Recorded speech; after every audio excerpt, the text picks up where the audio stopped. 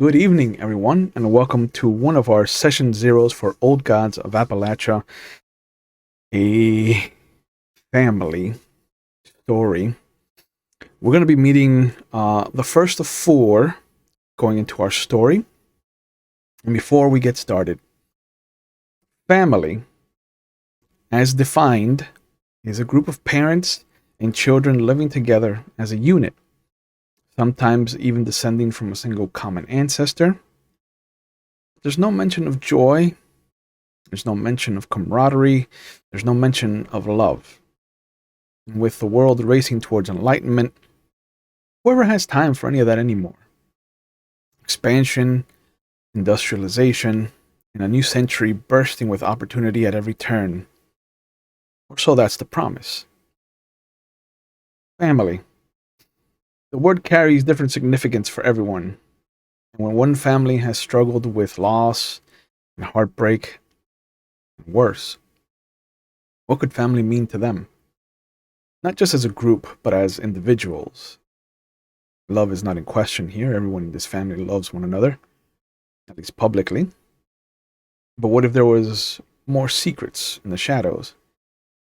What if there are more than just skeletons in their closets? And what does one do when generation after generation their family has propagated this disease dressed as a curse? What can one do? By the year of our Lord, 1909, the town of Abingdon, Virginia is crawling towards becoming a city in its own right. It is a mere fraction of what Roanoke, Virginia is sitting at, and a pittance of what awaits visitors to Norfolk, Virginia. But these are innocents that did not ask for the Barrow family to come into its bosom. They did not invite them to sup with them, to break bread and sing their hymns with them. They did not welcome this plague into their streets or their porches. As the world careens towards the glorious future that has been promised by the coal barons and the captains of industry, the old ways have been discarded, almost forgotten, really. And those in the darkness have been rebuked long enough. For now is the time of the long shadows as the sun dissolves into the horizon. Now is the time of the deep sapphire and inked obsidian vellum of a night sky claiming what is due. It has been long overdue. But what can something that has never been born and can never die know what it means to belong to something greater than itself? And what can something ancient and primeval bring itself to do when it has acquired a taste for family? Almost 30 years to the day, and more than 100 miles away from the events of Fort Lewis on the outskirts of Salem, Virginia, we find ourselves creeping towards Halloween. The end of the harvest season is upon us. Some know it as the festival for children, others know it as Samhain. All, however, know that it is the time when the wall between worlds is at its thinnest. Of the families that have called Abingdon, Virginia home, the Boyd family counted itself amongst the blue-collar workforce that helped forge the current path the city is on. Hardship is not a stranger to those trying to claim the land from the Appalachian Mountains. Danger is ever slinking in the shadows around these parts. It is Friday, October 1st, 1909 in Abingdon, Virginia. The work week is over, the temperatures are dropping, and it is a crisp afternoon when we find Elizabeth Liz Boyd, who is a curious protector who does what needs doing, sitting in their family home. Alice has prepared the evening's dinner. It has been one of their mother's more industrious days, though there has been a nagging eating away at the recesses of her mind, visible in the mumbling she has done to herself.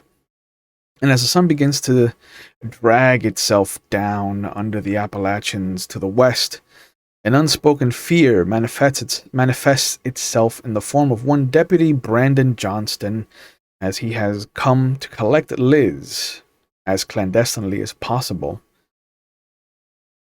You hear his horse coming up. It is one before we get started, good to see you again. Hello. Hello. Uh, we hear a horse clopping up the road to your family's home.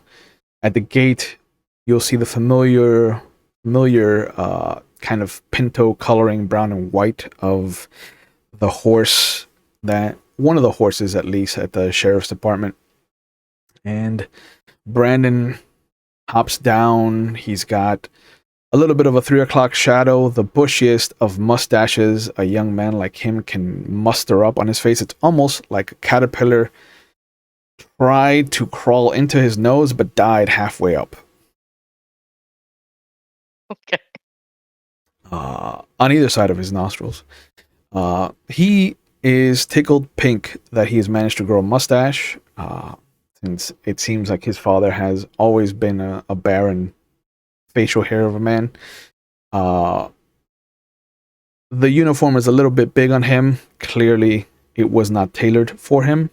But he wears it with the pride that a young man would wear it if he's never known warfare or strife. But he ties up the horse and kind of holds his hand up. Hey, Liz. Can we talk for a moment over here? Well, I mean that's all right. What you need? Just want to pick your brain about a couple things. I don't want to. Alice. I don't want to worry any your sister, your mama. You see him kind of lower himself, leaning against the fence. He's very clearly hiding something. Okay. Well, just give me a moment to make sure Ma's gonna be all right, and Yeah, go I'll come ahead. down with you. Yeah, go ahead. So I want to just make sure I go up to Alice. Mm. Just tell her to watch over Ma. Uh, Alice, make sure you watch over Ma. I know she's having one of her better days. Yeah, But we all know how quick those days can turn. sure, of course. Yeah. Don't worry. She's helping me with the potatoes. And make sure you save me, son. Yeah, of course. All right. So I walk back outside or walk up to Brandon. Mhm. Can we talk somewhere that ain't here? Yeah. We can go down the road if you want. And Well, I'd prefer that. and he grabs the reins and leads his horse. Once you're a good distance away, he still kind of keeps his voice down. He's like, I don't want to alarm you, and I want to let you know that Bob is fine, but there's been a collapse at the mines. Sheriff is asking for all able-bodied and frankly strong people of the area to come help out if they can. Bob is there now. Another collapse? Yeah. How bad is this collapse? Is it as bad as the one No, that still haunts me? no. It ain't that bad. And to be fair, the ones the one that happened at the beginning of the year, like that was a small one. This is another small one, but we were making ground on a new tunnel. As far as the foreman have told me. But like I said, Bob is fine. I made sure to inquire about him before the sheriff set me out on my duties. You can get on the horse if you want, Liz. I'll take us to the mine. So when he says that's what I gotta go do, I'm gonna go. Well, I gotta go grab something real quick from inside, and I'll be right out. All right, sure, yeah, I'll wait for you here. So I go running inside the house, Mm-hmm. and I grab what's underneath my bed, and I slip and I put them on, Okay. and I run back outside. All right. All right, well I'm ready to rock and roll. All right, and you see him kind of hold out his hand to you in case you needed to get up onto his horse. You know what? I'd slap his hand. Now you know, Brandon, I can get up by myself. Yeah, sure. Yeah, I'm just my mama raised me right. appreciate it. And with him, you kind of go down, chatting about what he saw and how they think that only a couple of people are trapped. But he thinks that no one's really hurt. They got really lucky with this collapse as far as everything's going, and as far as the town is concerned, this is one of the more fortunate, if a disaster could ever be considered fortunate, given the track record of the mines. But as you arrive, you'll see that there are people coming and going. There's a line of men that are creating a chain of rocks, just kind of being pulled. You can hear some of the hammering going on, echoing through the tunnel. The sheriff is kind of barking orders, and when he sees you, he comes over. Wow, look at this. We've been needing some actual muscle. Bobby's the only one really breaking rocks. Everybody else is either too old, too tired, or too scared to go into the fucking mines. Can you blame them? You gonna be alright getting in there? You know I do. You know my family knows these mines better than anybody else. Right. But I mean, you know what I mean when I say, are you alright to go in there? I know what you mean. And I gotta do I do what needs doing, and this needs doing right now. And he looks over and he motions, and one of his other deputies brings a sledgehammer, takes it from him, and just hands it out to you, and he's like, "Sheriff, she's a girl." And his hand comes up like he's about to slap him, and then he just puts it on his shoulder. "Son, do you not know what Miss Boyd here can do with that hammer? Because you keep talking that way, and you're gonna find out the wrong way." Yeah, he's right on that. You want me to show you? And he shakes his head, and Brandon kind of grabs you by the shoulders and just starts to push you very gently, not like forcing you, but he just starts to push you in the direction of the mouth hole of the cave hole. And you can hear the sheriff just under his breath, just, "Boy, shut the fuck up when I'm doing things." And the other guy can I see Bob? Can I see Bob at all? Bobby? No. Not outside. Once you go into the tunnels, you'll see that there's a couple of torches, a couple gas lanterns that have been pointed. The bullseye lanterns have been pointed down the tunnel, and amongst two other shirtless bodies, you'll see Bobby's very familiar back to you. What is it about Bobby's back that sets him apart from the others? I want to say that it's kind of like, well, for one, he's got rather a broad back, but it's also the way he carries himself. He's always got this, like he's carrying the guilt of the world on them shoulders. One of the other men stands up straight to wipe some of the sweat off his brow, and he sees you, and he clears his throat, quickly throws a shirt to the other man, and puts his shirt on. Miss Boyd, we didn't know you were. And immediately when he says that, Bobby shoots up, doesn't turn around though, but he stops his hammering.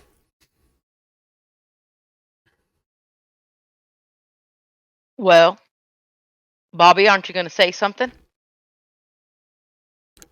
He turns slowly, the look of fear in his eyes. Damn that sheriff. I didn't want to worry you none, Liz, but I thought it best if I stayed around and helped. That's all. Mama, nobody told Mama, did they? I don't need her. Absolutely not. Good. Okay, no, good. Boy. Okay. And I hope you have some mind to not say nothing when you get back home either. No. As far as we're concerned, we went out for a drink after we were done. It's a Friday. I'm sure she'd prefer you be liquored up than up in these mines. Amen.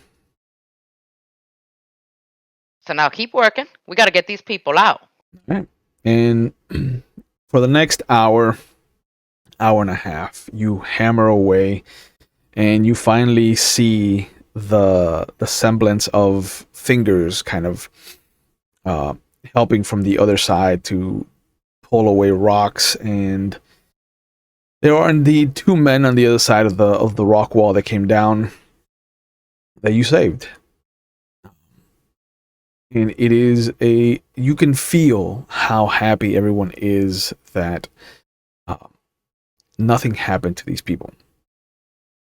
There is this elation that electrifies the encampment, and the sheriff takes point and starts to commend people, starts to lead the clapping for everybody.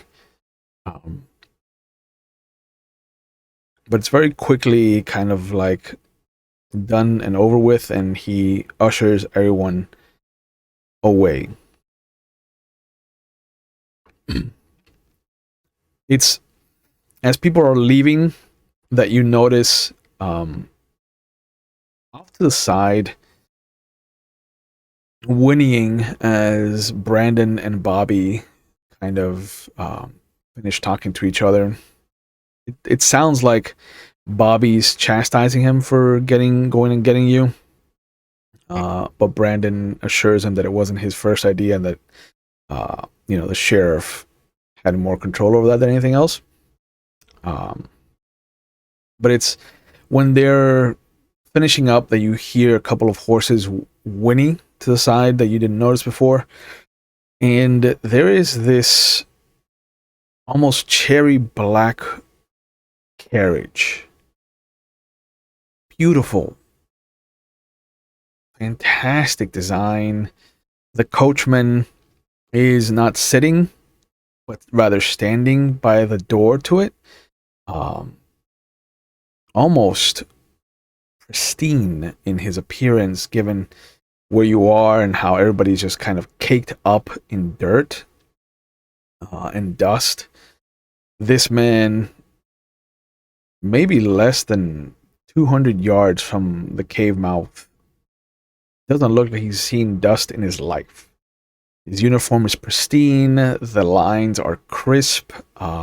Black jacket, white shirt, the little bow tie with the long kind of butterfly tails.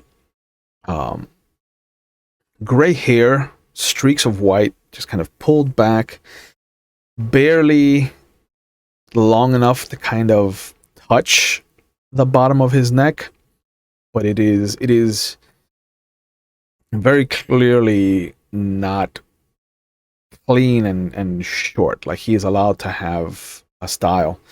Pencil thin white mustache that is only visible because of how pink his face is.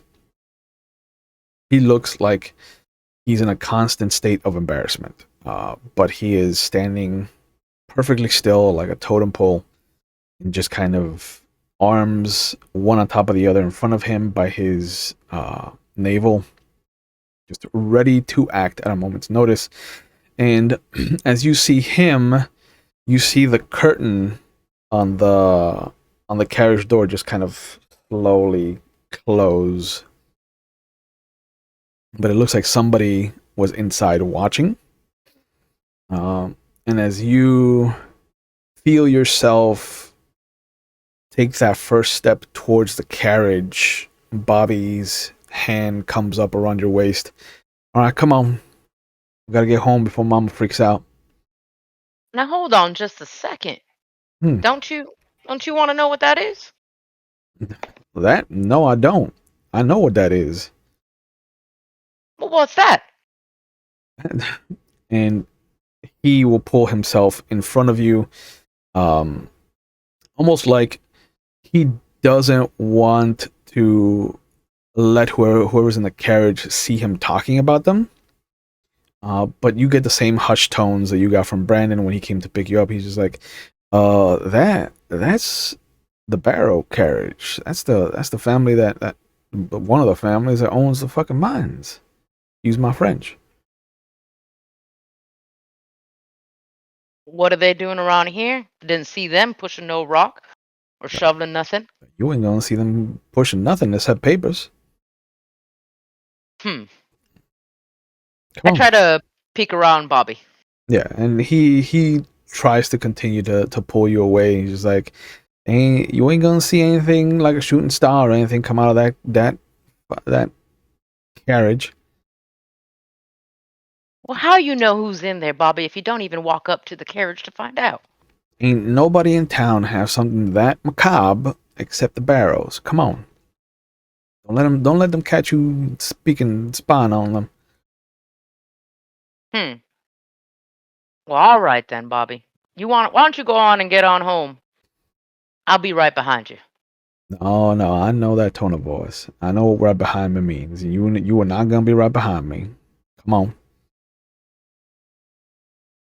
Come on, Bobby. Let's just walk a little closer. Just help me out a little bit. I just want to see a closer look. We don't have to walk all the way up to the carriage. Well, this is the goodest look as you're gonna get. You don't need a closer look. Hmm. All a closer look is gonna give you is a stomach ache because of how much money has been thrown at that carriage. Well, all right, Bobby. Is he all around all the time when these things collapse? No, he's here to make sure that his investment is taken care of. Obviously, that man don't Hmm. care about nothing except the bottom line. Well, all right, Bobby. I guess let's get back home before Ma starts wondering where we're at. Good. The less we have to do here, the better off I'll feel. Is he walking beside me, behind me, or in front of me? Um, given your acquiescence to his demands, and I use demands loosely, he will kind of take his natural pace, maybe like one or two steps in front of you. He's not in a hurry, but he definitely moves at a faster rate than most of the people here in Abingdon. Like there's a very soft kind of I'll get there when I get there mentality. He's like, I need to get there when I need to get there, and I need to get there now. Take a look back. Is the gentleman still standing outside the carriage and has the Mm-hmm. blinds open back up? As you move away, you don't see the blinds open up on the other side of the carriage, since you've gone in the other direction of it. But you do notice that the sheriff has moved over, and the gentleman, the carriage driver, the coachman, has allowed him to speak to whoever's inside, because you can hear them exchanging, and then you'll hear the soft kind of click of the door coming to a close, and the sheriff just kind of nodding, and putting on his hat, walking back over to Brandon and the other deputies that are there. He just starts pointing off in different directions, apparently giving more orders to what to do now. I am going to turn around and walk up to the sheriff and Brandon. Okay. Are you going to try to sneak away from Bobby, or are you going to just turn on your heel and I'm going to turn on my heel and I'm just going to walk the other way. So you'll hear him take a couple of steps. He stops, and then there's this long sigh. Come on. No, Liz. No, please. Liz. I'm Come not on. talking to the carriage. I'm just going to go speak to the sheriff real quick. And begrudgingly, he starts to stomp off behind you. But the sheriff just kind of nods. His last kind of couple orders. He tells Brandon to bring some barricades to make sure nobody goes into the mines over the weekend. He turns and he just isn't startled, but he's kind of surprised to see you there. He's just like, Miss Boyd, anything I can help you with? Well, I just want a little bit more information, like what that gentleman had to say to you. Well, I mean, that's between him and me, Miss Boyd.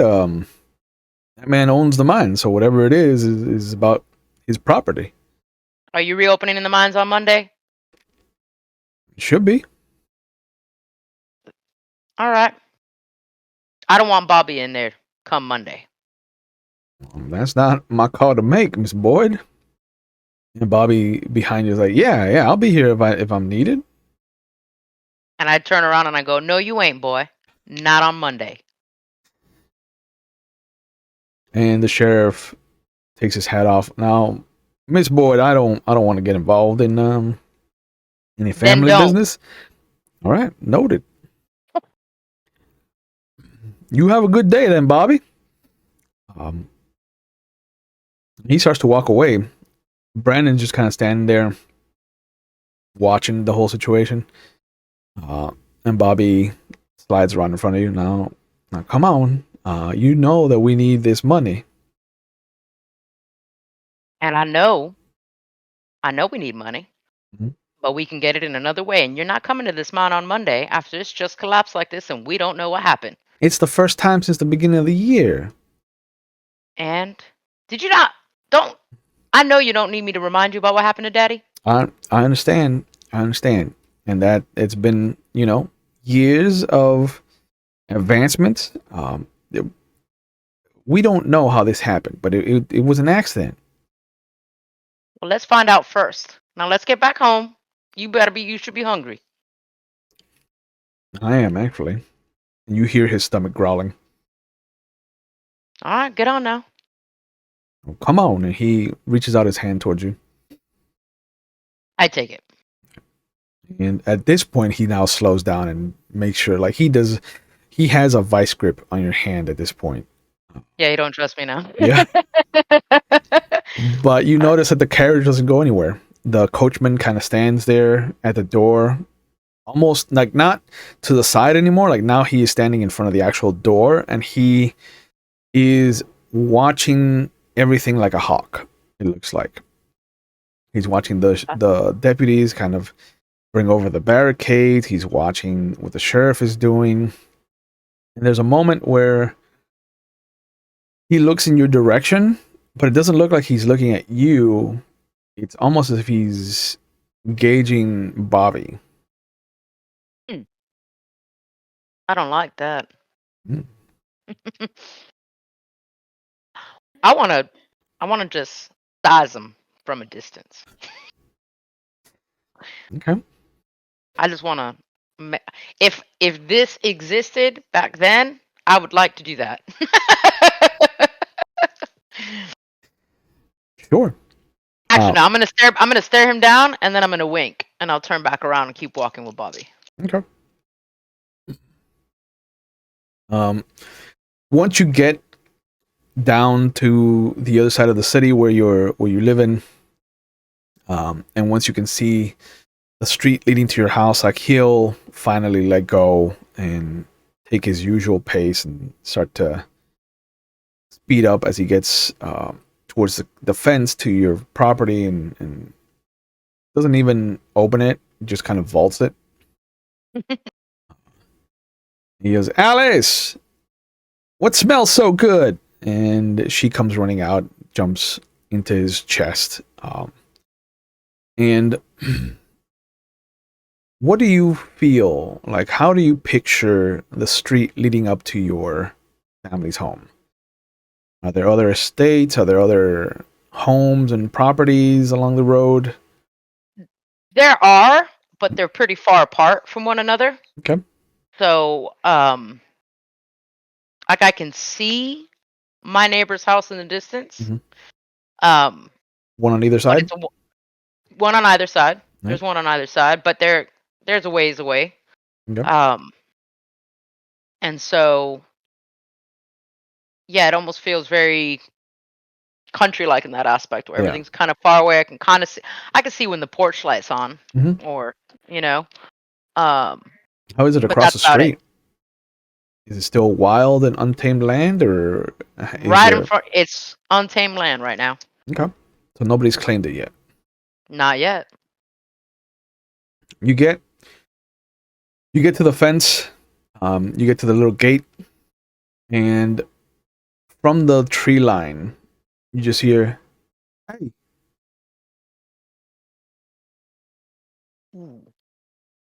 So I hear it Mhm. in a voice I recognize. It's hard to tell. It sounds like it's bounced off a few trees, so it's rough.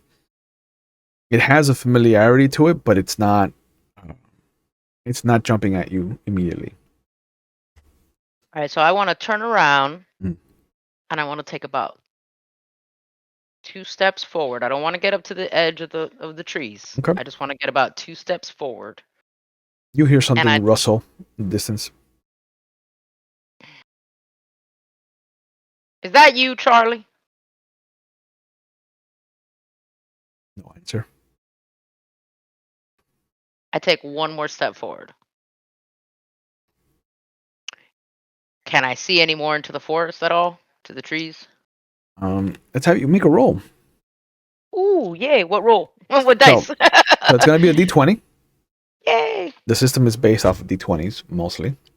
I love it. Um, none of your special abilities actually count towards this, so they won't help you in any way, shape, or form.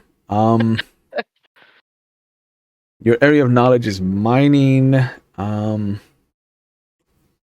you do have some. Oh, hey, you are. What is this? Is that? Oh, you have an inability with hearing and noticing danger. Oh, Correct. perfect. So that's going to hinder your task. So normally you would have been looking at a difficulty 3. Because you have an impairment, you're going to be hindered 1 level to difficulty 4. So you've got to roll a 12 or higher. All right. Let's see here. And that is not enough. That was a 10 Okay. on the die. Okay. So you squint, the last embers of orange and red in the sky are starting to fade, so it's a lot darker than you're used to. So it's difficult to make things out, but there is another kind of movement in the foliage, and then something comes rushing out of the forest line, and it's a fat raccoon. Now, I know you didn't say hey to me. And it just kind of stops when you address it, and then it scampers off, afraid for its life. I turn around to go back home. Yep. The moment you open the gate, you hear, "Hey!"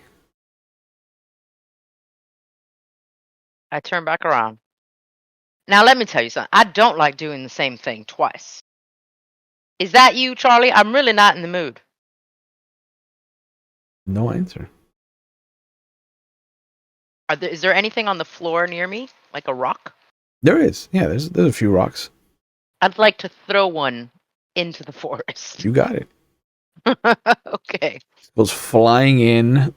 You see how hard are you throwing this? Are you like beaming it at somebody, or are you just lobbing Yeah, it? I'm like beaming it. I want to see if I Fastball? can, like a fastball in the direction of where I think I'm hearing the voice come from.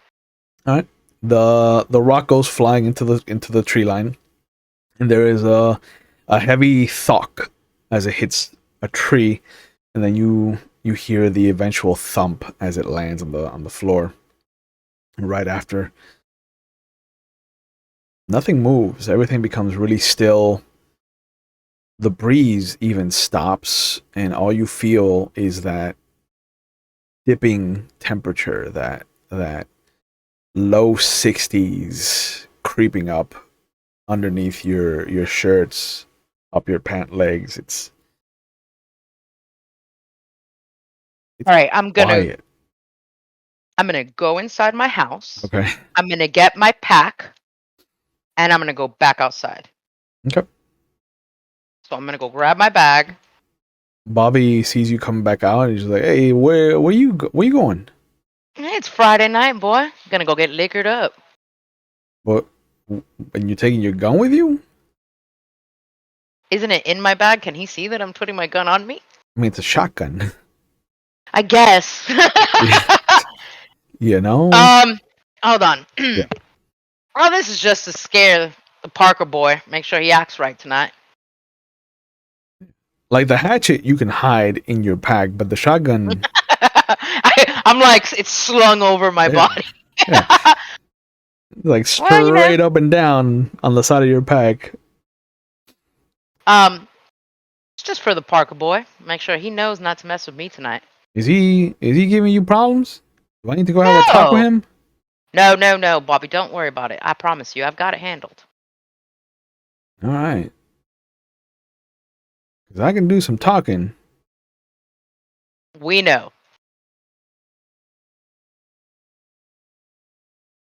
And as Alice drops one of her potatoes into the stew, one of her chunks of potato into the stew, she just goes, "Bobby's the only one that can talk with his fists. It's like magic."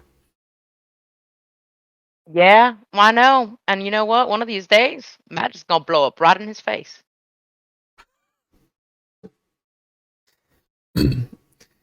But he gives Alice a kind of face, like mind your business.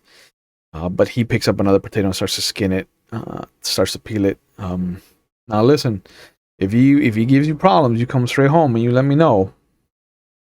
I will, Bobby. Don't you worry about it. Now you just make sure Mama gets to bed. All right. All right, I'll take care of them.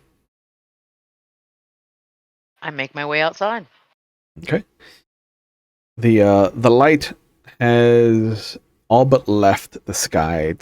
It's very very blue, dark blue, starting to creep up. The purples and blacks are very evident on the eastern side, but there's these last vestiges, this kind of clinging of orange and red to the west beyond the mountains. It's kind of nice out. You're now mid to low 60s. Kind of dancing around 65, 66. It's nice. It feels like it's going to be a nice, crisp winter. It definitely feels, given the temperature drop, you might see some snow towards the beginning of November. Okay. At the latest, though, maybe week before Thanksgiving. Okay. But yeah, you come out to the front of your house. You're at the gate. Where I'm you at going? the gate, and I wanna walk up to the forest. Okay, I have a flashlight in my pack, right? you do. I'd like to take the flashlight out now, Okay, yeah. and I'd like to. Now, when I came out, nothing spoke to me again. Nope. Okay. You've got one of the bullseye miner's lamps, so it's kind of closed off. It's got a cover in the last 180 degrees, but it's mostly open in 180 degrees, but it's got a little bullseye cone that really focuses the light. So you've got a little bit of illumination to either side of it, nothing behind it, and then just this cone, this focused cone of light that shoots out 30, 40 feet. Okay, as I get to the edge of the tree line, like before I step into where the trees are, do I see anything in that?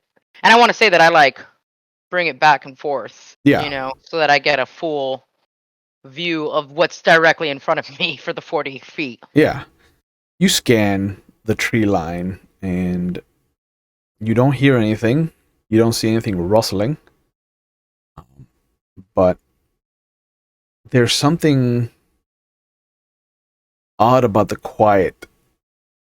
It may be the cold, it may be the winter's coming, but you're so used to like crickets or the wildlife, the kind of, not the birds, but definitely some bugs, some kind of weird animal noises. Like there's always life evident in the tree line and in the encroaching kind of wilderness. There's none of that tonight. Well, you see, I've had this feeling before, and I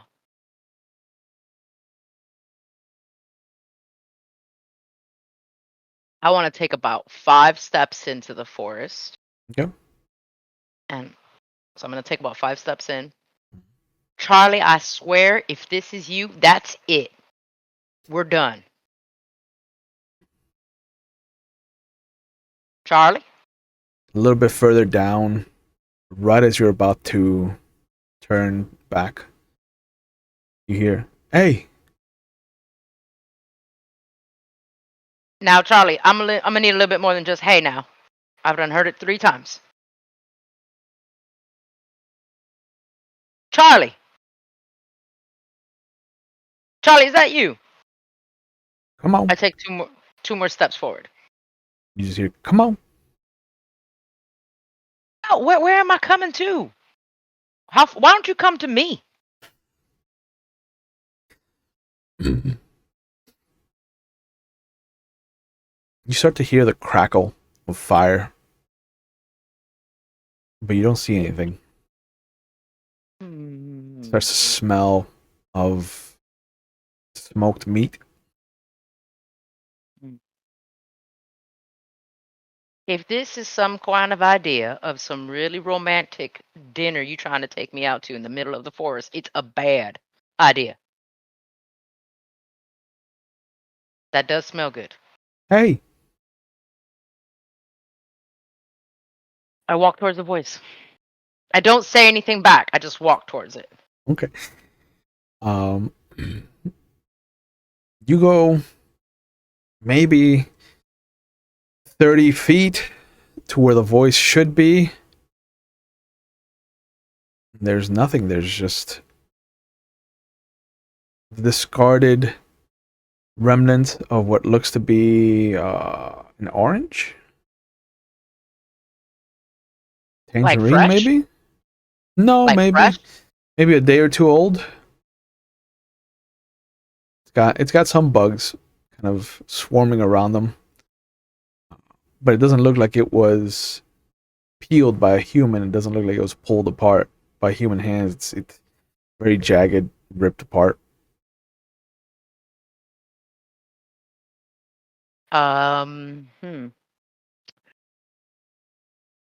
Would I know by looking at the type of savagery on this tangerine or orange? Hmm.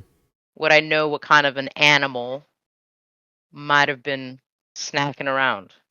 Might have been that raccoon you saw earlier. Oh, that could be it. Um. All right, I'm gonna take my shotgun. I'm gonna cock it. Well, remember Right? it's double barreled, so you got to open it. Oh, you're right. I'm gonna be like flicky, flicky. Bump, bump. Bop, bop. And I just go like that. And I want it to be heard. All right, Charlie, I'm telling you now. If it's you, I'm about to kill you. And you hear some rustling, and after a moment, it starts to get closer. And as you swing the light in the direction of this thing, whatever's coming towards you, you see a few doe, some deer, just kind of they look up at you, suddenly startled by the light, and out of the 3 of them that are there, 2 of them see you, they see the light, and they take off. The third one has a moment where its head tilts to the side. It looks at you past the light, and you can see that there's these white circles where the light is reflecting off of its eyes. And as it steps towards you, you notice that its leg is bent in impossible ways. It is not bending like a normal deer should. And every step is a cacophony of bone cracks that echo past the trees around you and it. And as its little mouth opens to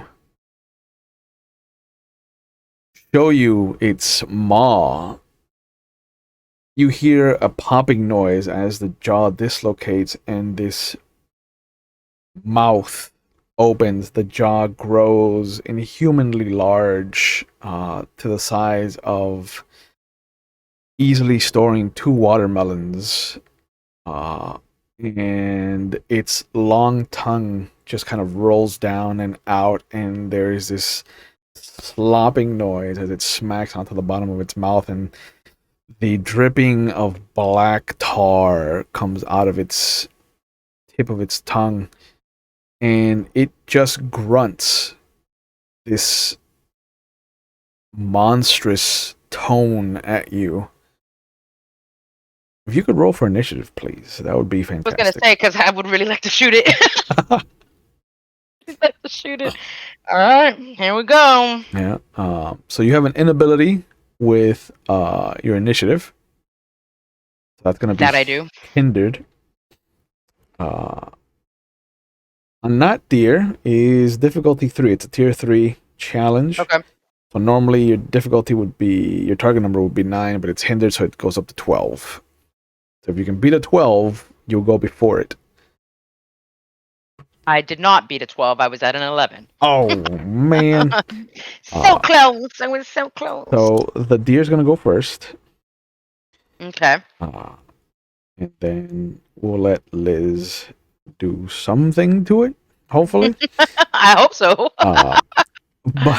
But the deer sees you pull the shotgun up towards it, and there is this realization that its life is in danger, and it comes barreling towards you and tries to impale you, as there is this sudden burst of flesh and skin and fur, and it has these sudden jagged, almost claw-like horns protruding up out of its head. Okay. So this is one of my favorite things about the system is that I don't roll anything. Everything is in your hands. So you are your own detriment.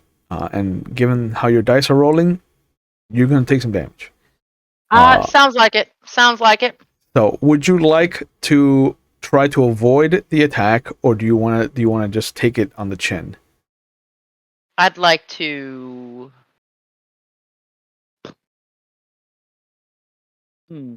I would like to take it on the chin, but use my just a scratch. Okay. Right? Is that how that would work? Let's find out. So just a scratch ignores the impaired condition, and you treat debilitated as impaired. So you kind of push your impairments up once. So until you become impaired or debilitated, just a flesh wound. Okay. Is nice to have, but it's not anything that's going to help you now. Okay, got it. So if you're going to take the attack on the chin, do you have any armor? I don't think you do. Oh, one of the things that I did forget to tell you is I chose your ciphers for you.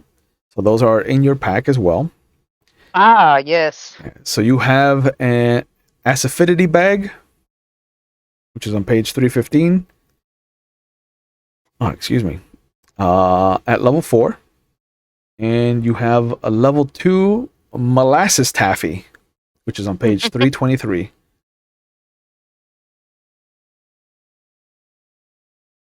Okay. So you have access to that if you want to use it. Yeah, I don't think you have armor. Not that when we built the character, I don't think we spoke about armor. Yeah, no, all you have is your clothing. Yeah, no. Same. Okay, that's fine. So then maybe I shouldn't take this on the chin. No, you're fine. Armor just No, I'll be fine. I'll be fine. reduces the amount of damage you take in an attack. Okay. The Not Deer doesn't do a lot of damage. It's just going to do 3 points of damage. Okay. So it's going to reduce your might pool by 3. Right. So you're at 9. But it is up in your face now, and it is breathing heavily in such a way that it's almost unnerving.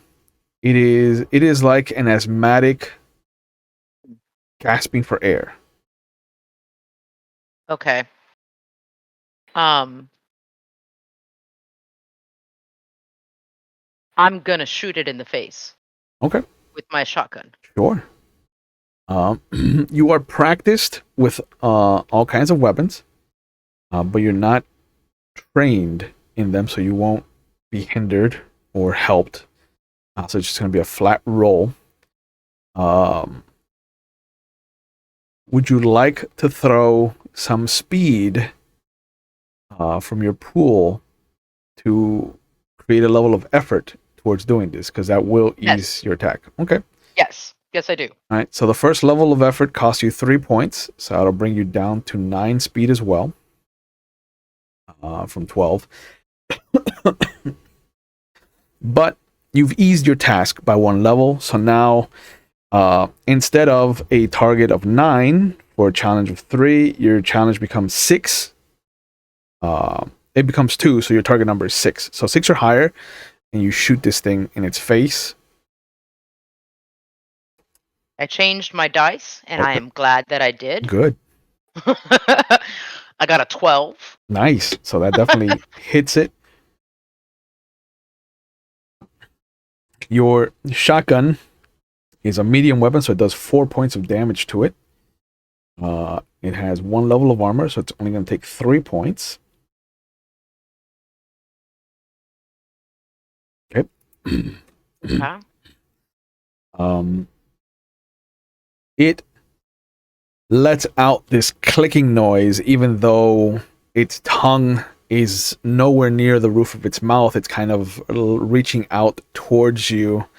There is no way that vocally it could be doing this clicking noise, and you notice that it's not it, but it's bones, as it forces itself upright onto its hind legs and then just shoots a hoof out at your face.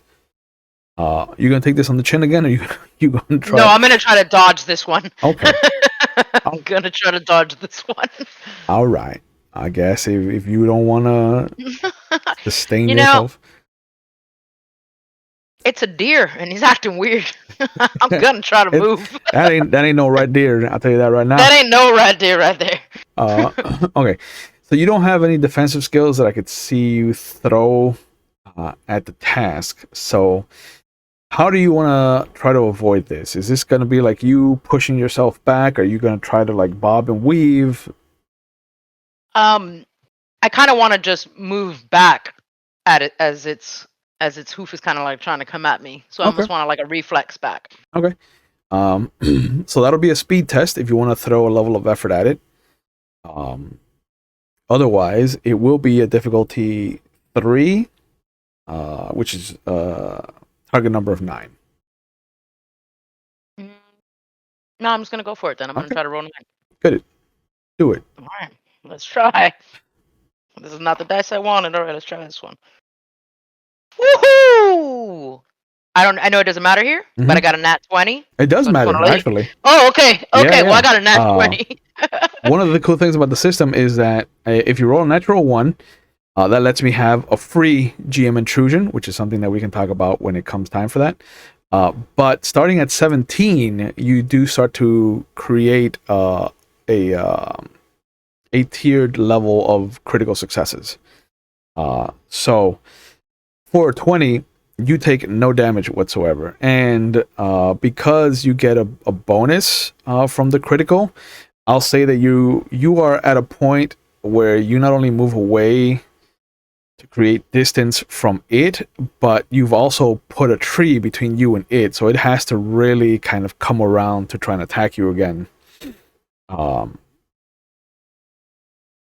What do you want to do for your turn, though? Because that was a defensive action. That was a defensive action. Well, I've got a double-barreled shotgun. I'd like to try to shoot him again. You got one more shot before you need to reload. I do have one more shot. I have one more shot, so I'm gonna go ahead and try to shoot him again. Okay. So you, like I said, you don't have any skills that help you, but you don't have anything that hinders you. So it's gonna be a flat roll unless you throw speed at it for effort. How are you feeling? You liking this new dice? Liking this new dice. I'm liking this new dice. I mean, I got a nat 20, I got a 12 earlier, so I think I'm gonna go ahead and risk it. It's a difficulty 9, target number 9. So you have a better than average chance of hitting it. Let's hope so. No, hold on. So that is a 15 on the die. Yeah, that's gonna hit it. You hear the second just reverberation of a thunder crack as the second barrel now lets loose its volley. You hear the chunks of this thing just go flying off and hitting the different parts of the foliage around you. You've got the lantern kind of underneath the barrels of your shotgun, so you've got light going in one direction, kind of emanating around you. So your entire, I would say, your right hand side, because are you shooting with your right? Yeah, with my right. So the entire right hand side is illuminated. So hearing it come around from the left as you pop open the shotgun and reload, bringing you down to 10 shells from 12. The first thing you hear is the rustling, and there's this dragging noise that comes from it now. It's odd, but as you turn to kind of bring some light into the situation, you notice that its entrails are dragging behind it. It is pulling itself, like the whole lower section of it looks like it's just discombobulated. It is strewn underneath him in this exploded display of viscera and musculature, all of it just oozing this black, thick molasses. And as it pulls itself, you see it kind of look down, and then there is this cracking noise and this tearing as it actually forces itself, almost like a jack-in-the-box, to shoot its head upward at you. Do you want to avoid this, or do you want to take it full force? I mean, I'd like to not. No. I'd like to avoid it if possible. Okay.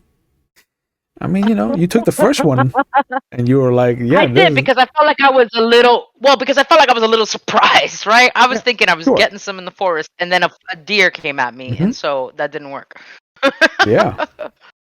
So how do you want to try to avoid it? Is this going to be another duck and weave, or are you going to push yourself away? Yeah. I kind of want to.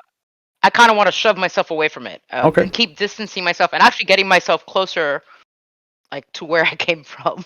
Yeah. So you can use a tree to push yourself. So that'll be a might test instead. So if you throw effort at it, it will cost you less because you have an edge there. So just keep that in mind. But otherwise, it will still be target number 9 because he hasn't increased or lowered his difficulty. But you can throw a level of effort at it if you want to. It's going to cost you 2 I am going to instead throw of a 3. level up 2 instead of 3, right? Yeah, that'll bring you to 7. And it'll be for my might, correct? Yeah, it'll be for your might this time. That's why it's cheaper. Yeah, I'm going to go ahead and do that. Okay. That'll bring your difficulty to 2. Your target number is 6. Okay. Oh, come on, dice. And that's going to be a 17. on the first tier of critical success. So, yeah, there is this adrenaline spike that shoots through you. Your hand reflexively throws the not deer into darkness as you bring your forearm up to the bark of the tree and just push with everything you've got, even lifting yourself up by throwing your feet into it, and you throw yourself back and start backpedaling out of the forest. The little bit of light that you get to shine on it as you bring your shotgun up for another blast, it has kept its elongated head. Its head is now tilted to the side, and you can just hear every vertebrae kind of cracking under the weight of its new length. And again, the mouth opens up, and there's this inhuman cry, almost like the wail of a parent who's lost their child. It just is not a deer, and it is not human, and it is landing somewhere in between that just makes this whole scene a level of horrific that Liz has never dealt with before. But it is your turn again. You got your 2 shells back inside. Mm-hmm. I'm too far away to use my hatchet, so I'm gonna shoot it again. Okay. I'm just gonna shoot it again, and I'm not gonna throw any effort at it or anything this time. I'm just gonna So it's just gonna be a flat full roll. on shot. So your target number still 9. And I got a 10. Nice. There is something about the the level of kind of the thing, like there is this John Carpenter-esque look about the thing as it locks eyes with you as you raise the shotgun up to it, and as the click of you pulling the trigger silences the ambience around you, and that thunder crack fills the space. The head goes flying in one direction and the body slumps down. The neck rockets back from the force of this explosion of buckshot, and there's a thump where the head lands, and you start to hear a cricket, then another one kind of buzzing around you.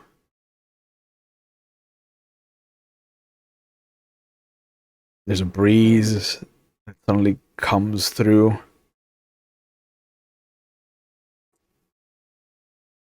As you bring the light over to where the thing should be, there's nothing there. Just ash. A pile of what looks like some kind of animal bones, but definitely not deer. You've seen deer bones. Kind of like what I was smelling before? Not even, no. Oh, okay. Well, I'm not sticking around to figure out what it is that happened. Right. And now I'm worried about Bobby, Alice, and Ma. Yeah. So I kind of want to start walking, but I want to walk backwards, like for a little bit. It is not difficult to just kind of look over your shoulder and make sure that you're heading back home. Yeah. And I kind of like, I just want to keep my shotgun like ready to go. Yeah. Yeah, you still got 1 shell left, bro. I do. Once you get to the tree line that you can hear like the sound of the city in the distance. You can hear the kind of tuning of a guitar that Bobby's kind of found recently. You turn around and you see the house. You see through the window, your mom's face kind of beaming up at Bobby, who's got against better judgment. He's got himself leaning up against the table, kind of half sitting, half leaning, picking at the strings, trying to tune the guitar.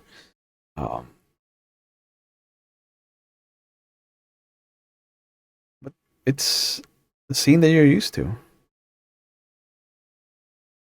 I don't hear anything else up and down the streets, right? Like this was just like a weird situation that only I experienced, right? Like there's nobody else walking up and down the road or anything like that, right? You look around, maybe trying to catch a look to see if maybe Luella might be around on the street, or maybe John might have been around, since they've started to kind of gravitate towards the strangeness that's been happening recently.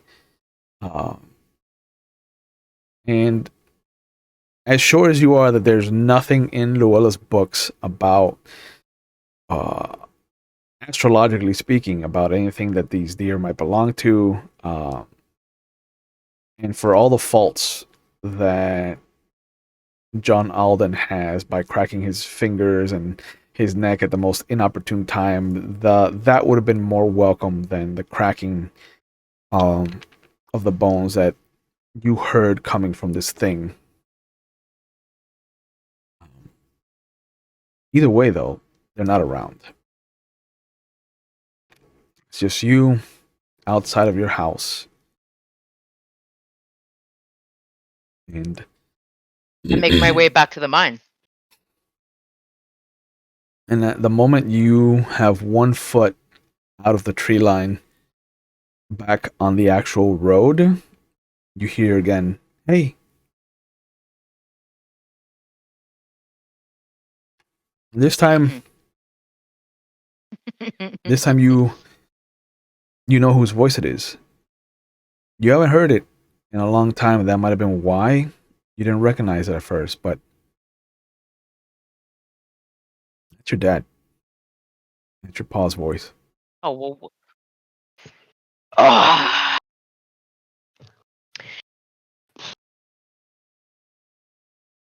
I go back in. All right. And as Liz redoubles her adrenaline and swallows hard and delves back into the forest, I think this is a good point to call it for tonight. I think that we know who Liz is, and I think Abingdon is officially a spooky place to exist in. So One last thing, real quick, before we end. But right before I walked in, when I heard his voice, I want to have kissed my fingers and put them to my boots. Okay. So I hope that the rest of the Session Zeros are as fun and as interesting as we get to meet the rest of this cast. And I can't wait to get everybody together to start exploring Abingdon, Virginia in earnest. We've established that there's a barrow in the city, and we've got a nice little taste of some of the NPCs we're going to get to see, not just in Bobby, but the sheriff and Deputy Brandon. So I'm excited to keep world building with everybody else. As always, thank you, the audience, for being here. Thank you, Q, for taking part in this. I hope that you like the system so far. I know it's a far cry from Dungeons and Dragons, but it's not too far. Sean, after a few rounds, you know. But as always, I want to give you a chance to kind of plug whatever you're doing. So, what are you up to, and where can people find you on the internet if you want to be found? You can find me basically right now. I live on Steam because I've been playing Baldur's Gate forever. So you can follow me basically on Steam, on Discord, or on Instagram at Quills, but it would be QUYLLZ. Like And it. that's where you'll see some of my other stuff going on there too. Perfect. Perfect. Yeah. So I'm excited. I hope that I didn't push too far too fast. We're in a ghost story, so I expected there to be some spoopiness.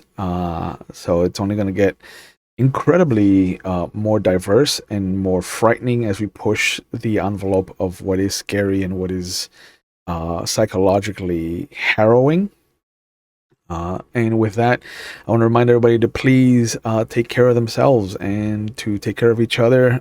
It is okay to not be okay. And if you need help, if you're watching live, there are phone numbers going up in our Twitch chat so that you can get the resources and the help that you need in case you need it. Because there are people out there who want to help you and who are out there looking to be those lifelines. If you need it, just the first step is in realizing that you want help because there are resources out there for you if you need it.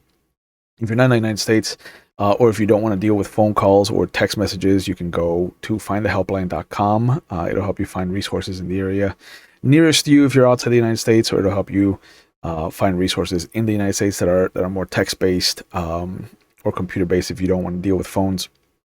But just know, one, it is okay to not be okay, and two, there are people out there who want to help you. So make sure that you get the resources that you need.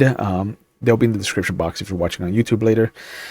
As always, Mondays are for Vampire the Masquerade here on the channel. Tuesdays are for Werewolf the Wild West or Legend of the Five Rings. Thursdays are for 7th Sea, or now, because of our first episode, Old Gods of Appalachia. And if anything, you can always catch me on Wednesdays over at McStabber Studios as I play a lovable scamp of a Lasombra in our Dark Ages Chronicle. And it's getting pretty spicy over there. It's getting pretty toasty. Things are happening. But thank you guys so much. Thank you, Q, for joining me on this adventure. And we will see you guys when we see you. Have a good night, guys. Bye.